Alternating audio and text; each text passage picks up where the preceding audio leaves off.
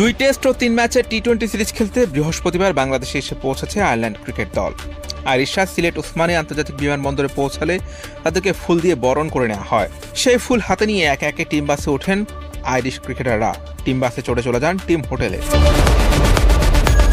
এর আগে এদিন বিকেলে হযরত শাহজালাল আন্তর্জাতিক বিমানবন্দরে পৌঁছায় আয়ারল্যান্ড ক্রিকেট দল। সেখান থেকে একটি বেসরকারি বিমানের ফ্লাইটে 2টি কুড়ি একটি পাতার দেশে পৌঁছায় স্টার্লিংরা। ভ্রমণক্লান্তি দূর করতে একদিন বিশ্রাম নিয়ে পরশু অনুশীলন শুরুর কথা রয়েছে আইরিশদের। অন্যদিকে কাল সন্ধ্যা 7টার ফ্লাইটে সিলেট যাবে বাংলাদেশ দল। এই প্রথমবারের মতো বাংলাদেশের বিপক্ষে আয়ারল্যান্ড 2টি টেস্ট ম্যাচ খেলবে। সর্বশেষ 2023 সালে বাংলাদেশ সফরে আইরিশরা একটি টেস্ট ও 3টি টি-20 ম্যাচ খেলেছিল। আয়ারল্যান্ডের বিপক্ষে টেস্ট সিরিজটি একটি বিশেষ কারণে বাংলাদেশের জন্য স্মরণীয় হতে যাচ্ছে। এই সিরিজে প্রথম বাংলাদেশি ক্রিকেটার হিসেবে 100তম টেস্ট ম্যাচ খেলার মাইল ফলক স্পর্শ করতে যাচ্ছেন অভিজ্ঞ মুশফিকুর রহিম। বাংলাদেশের বিপক্ষে টেস্ট সিরিজের টেস্ট স্কোয়াডে আয়ারল্যান্ড ডেকেছে 5 অনভিষিক্ত ক্রিকেটারকে। Opener Cade Carmichael, Stephen Doheny, allrounder Jordan Neill এবং বাঁহাতি পেসার লিয়াম ম্যাককার্থি পেয়েছেন প্রথমবারের মতো ডাক। লেগ স্পিনার গ্যাভিন হোয়ি আগেও টেস্ট দলে ডাক পেলে অভিষেক হয়নি তার। এক নজরে Ireland test squad: captain Andrew Balbirnie, Curtis Campher, Cade Carmichael, Stephen Doheny, Gavin Hoey, Graham Hume, Matthew Humphreys, Andy McBrien, Barry McCarthy, Liam McCarthy, Paul Stirling, Jordan Neill, Harry Tector, Lorcan Tucker, Craig Young. বাংলাদেশের বিপক্ষে ঘোষিত আয়ারল্যান্ডের টি-20 squad: Paul Stirling captain, Mark Adair, Ross Adair, Ben Calitz, Curtis Campher, Gareth Delany, George Dockrell, Matthew Humphreys, Josh Little, Barry McCarthy, Harry Tector, Tim Tector, Lorcan টাকার, ban white, Craig young. আগামী 11 থেকে 15 November Sylhet আন্তর্জাতিক cricket স্টেডিয়ামের প্রথম test ও 19 থেকে 23 November Mirpur Sherebangla জাতীয় cricket স্টেডিয়ামে দ্বিতীয় টেস্ট অনুষ্ঠিত হবে। এছাড়া 27 ও 29 নভেম্বর ও 2 ডিসেম্বর চট্টগ্রামে অনুষ্ঠিত হবে টি-20 সিরিজের 3টি ম্যাচ। আসন্ন বিপিএলে অংশ নিতে যাওয়া দলগুলোর নাম চূড়ান্ত করল বিপিএল গভর্নিং কাউন্সিল। 2টি দল পুরনো নামে, 3টি ফ্র্যাঞ্চাইজিকে দেখা যাবে নতুন নামে। এবারে টুর্নামেন্টে মোট 5টি দল অংশ নিতে যাচ্ছে। ফ্র্যাঞ্চাইজি রেজিস্ট্রেশন ও আর্থিক সক্ষমতা যাচাইয়ের মাধ্যমে দলগুলোকে চূড়ান্ত অনুমোদন দেয়া হয়। বেশ আকর্ষণীয় নামও পেয়েছেন তারা। 5টি বিভাগীয় শহরের নামে নিজ নিজ অঞ্চলকে প্রতিনিধিত্ব করবে ফ্র্যাঞ্চাইজিগুলো। আসন্ন বিপিএলে অংশ নিচ্ছে রাজধানীর ফ্র্যাঞ্চাইজি ঢাকা। দলটি গেল আসরের নাম ঢাকা ক্যাপিটালস নামেই অংশ নেবে। সবচেয়ে পুরনো ফ্র্যাঞ্চাইজি হিসেবে আসছে বিপিএলে মাঠে নামবে রংপুর বিভাগকে প্রতিনিধিত্ব করা রংপুর রাইডার্স। উত্তরবঙ্গ থেকে আরও একটি দল অংশ নিতে যাচ্ছে। রাজশাহী ওয়ারিয়র্স প্রতিনিধিত্ব করবে পদ্মা, যমুনা, মহানন্দা পাড়ের ক্রিকেট প্রেমীদের। চায়ের শহর সিলেটের দল বিপিএলে বাড়াবে আমেজ। নতুন মালিকানায় সিলেটিরা মাঠে নামবেন সিলেট টাইটান্স নামে। চট্টগ্রামও বিপিএলে থাকছে নতুন নামে।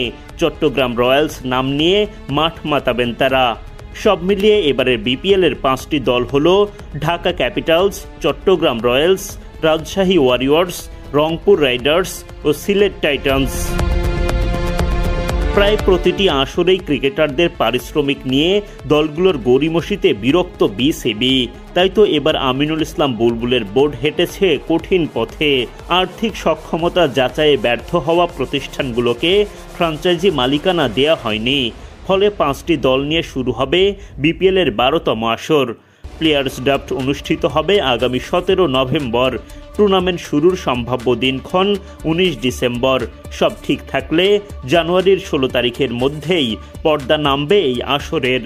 দেশের 5 অঞ্চলের 5টি দলের মধ্যে জমজমাট লড়াই দেখার অপেক্ষায় ক্রিকেট ভক্তরা। সামনেই খেলতে যাবেন বিগ ব্যাশ ক্রিকেট লিগ। তার আগে এবার নিজের ভান্ডারে নতুন হাতিয়ার যোগ করছেন tiger leg spinner Rishad Hossain. IPL সহ দুনিয়ার শীর্ষ টুর্নামেন্ট খেলার পাশাপাশি জাতীয় দলের হয়ে আরও উজ্জ্বল হওয়ার জন্য বোলিংয়ে বিশেষ কৌশল রপ্ত করছেন তিনি, যা দিয়ে ছাড়িয়ে যাবেন রাশিদ খান সহ সবাইকে। রিশাদের বোলিং উন্নতি নিয়ে বাকিটা জানবো রিপোর্টে। একটা সময়ে বাংলাদেশ ক্রিকেটের সবচেয়ে বেশি হাহাকার ছিল একজন মানসম্মত লেগ স্পিনারের। সাকিব, তাইজুল কিংবা মোহাম্মদ রাজ্জাকদের ভিড়ে বল হাতে লেগ স্পিন ভেলকি দেখিয়ে কেউই তেমনভাবে থিত হতে পারেননি লাল সবুজ জার্সি গায়ে। কিন্তু সেই অপেক্ষার অবসান ঘটিয়ে আগমন ঘটেছে দীর্ঘদেহী রিশাদ হোসেনের, যার চোখে এখন বড় স্বপ্ন দেখছে টাইগার ক্রিকেট প্রেমীরা। কিছুদিন আগে শেষ হওয়া ওয়েস্ট ইন্ডিজের বিপক্ষে ওডিআই সিরিজে দুর্দান্ত পারফরমেন্স করেছিলেন ডানহাতি এই ক্রিকেটার। 12 উইকেট নিয়ে কোনো একটি নির্দিষ্ট 3 ম্যাচের দ্বিপাক্ষিক সিরিজে বিশ্ব রেকর্ড করেছিলেন তিনি। তবে রিশাদের বোলিং ভেরিয়েশন বেশ কিছু জায়গায় সীমাবদ্ধতা চোখে পড়েছিল বিশ্লেষকদের। যেখানে আধুনিক ক্রিকেটের সব বোলাররা দিন দিন আপগ্রেড হচ্ছিলেন, সেদিক থেকে এতদিন খানিকটা পিছিয়ে ছিলেন এই লেগ স্পিনার। তাই এবার নিজেকে পরিণত করতে বিশেষ কৌশল অবলম্বন করেছেন তিনি। এর আগে রিশাদের সবচেয়ে বড় হাতিয়ার ছিল লেগ স্পিন, কিন্তু সদ্য শেষ হওয়া ক্যারিবীয় সিরিজে প্রথমবারের মতো তাকে দেখা গেছে গুগলি করতে, যে ভেরিয়েশন দিয়ে 2টি উইকেটও নিয়েছেন তিনি।